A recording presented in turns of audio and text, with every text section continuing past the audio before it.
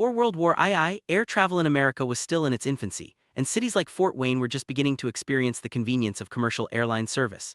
Baer Field, then known as Paul Baer Municipal Airport, was a hub of local activity, with transcontinental and Western Airlines operating DC-2 and DC-3 aircraft.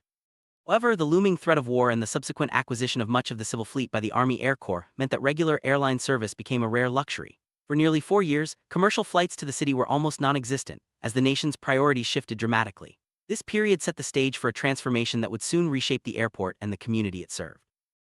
Everything changed on December 7, 1941, when the attack on Pearl Harbor thrust the United States into World War II. The effects rippled across the country, reaching even the runways of Baer Field. The War Department's urgent need for aircraft led to the rapid acquisition of civilian planes, and the airport's role shifted from serving local travelers to supporting the war effort. Airlines like TWA, which had already been struggling with deteriorating runway conditions, were forced to discontinue service altogether. The airport became a strategic asset, and the community watched as its familiar terminal and runways were transformed to meet the demands of a nation at war.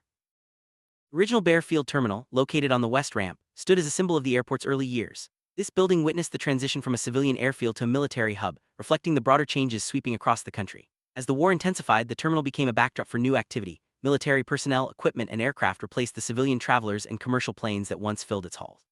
Despite the challenges and uncertainty, the terminal remained a constant presence, quietly marking the passage of time and the resilience of the community. Its legacy endures as a reminder of how global events can reshape even the most familiar local landmarks.